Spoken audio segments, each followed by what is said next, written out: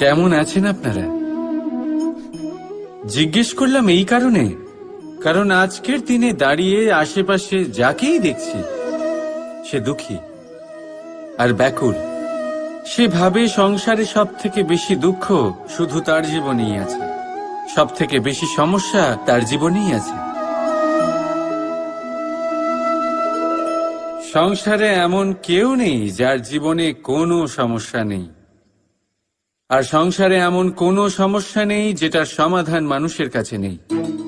কিন্তু সেই সমাধান খোঁজার জন্য নিজের বন্ধ দ্বারগুলিকে খুলে এগিয়ে যেতে হবে, সাহস করে এগিয়ে যেতে হবে। কিন্তু কিছু মানুষ কি করেন, নিজের মাথায় হাত দিয়ে কোনো এক কোণায় বসে নিরাশ হয়ে নিজের ভাগ্যকে তিরস্কার করেন। না, এটা কখনোই করবেন না। কর্ম করুন, এগিয়ে যান, সাহস দেখান, আর সব থেকে জরুরি কথা, সংযম হারাবেন না। কারণ আপনার লক্ষ্য যতই কঠিন হোক না কেন, সেটা অবধি পৌঁছানোর রাস্তা আপনার পায়ের তলা দিয়ে সর্বদাই যাবে। রাধা রাধা। দুঃখ কি, ভয় কি, এদের কিছুটা এইভাবে ভাবা যেতে পারে। জীবনে যখনই আপনি কিছু একটা লাভ করবেন, তখন সেটা হারানোর ভয় তার সাথেই চলে আসে। যেমন আপনি যদি ধন অর্জন করেন, ধন হারানোর ভয় তার সাথেই চলে আসে।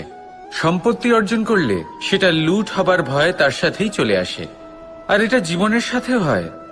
যেই মুহূর্তে আপনি জন্ম নেন, মৃত্যুর ভয় তার সাথেই চলে আসে। জন্ম না নিলে মৃত্যু কিভাবে হবে? মৃত্যুর ভয় কোথা থেকে আসবে? এবার এই ভয় কি সেটা আপনাকে বুঝিয়ে বলি।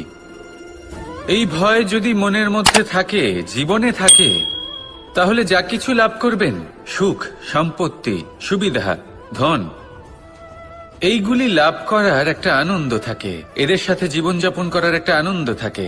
এই ভয় সেই আনন্দ আপনার থেকে কেড়ে নেয়। ধরে নিন কাল আপনার মৃত্যু হতে চলেছে। এবার কালকের মৃত্যুর ভয় আজই মনে পুষে রাখলে, তাহলে এই ভয় আজকের সুখ, আজকের শান্তি আপনার থেকে কেড়ে নেবে। ভয় এটাই করে।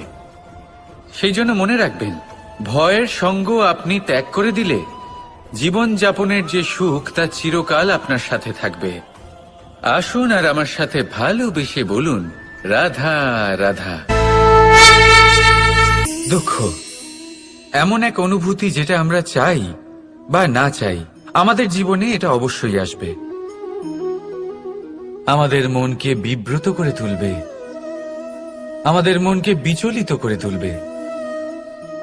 কখনো ভেবে দেখেছেন এই দুঃখ আমাদের জীবনে কেন আসে, কিভাবে আসে? যদি আপনি মন দিয়ে চিন্তা করেন, তাহলে আপনি বুঝতে পারবেন যে এই দুঃখের অনুভূতি পরিস্থিতির থেকে বেশি মানসিকতার থেকে বেশি আশেপাশের লোকজনের সাথে জড়িয়ে। কারণ আশেপাশের লোকজনেরাই আপনার জন্য পরিস্থিতি তৈরি করেন, যা ভালোও হতে পারে আবার খারাপও। আপনার আশেপাশের লোকজনেরাই আপনার মানসিকতাকে প্রভাবিত করে, হয় তাকে ভালো করে অথবা খারাপ করে। আমাদের জীবনের অর্ধেক দুঃখ এই কারণে যে আমরা তাদের উপরে আশা রাখি যাদের ওপরে কোনো আশা রাখা উচিত নয়, আর অর্ধেক দুঃখ এই কারণে যে আমরা তাদের ওপরে সন্দেহ করি যাদের ওপর সেটা করা উচিত নয়। তাৎপর্য এটাই যে মানুষকে চেনার চেষ্টা করতে থাকুন।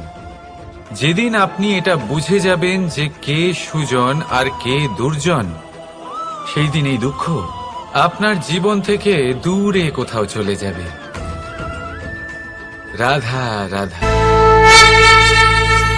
আপনি কি কখনো কোনো জলের ধারা দেখেছেন?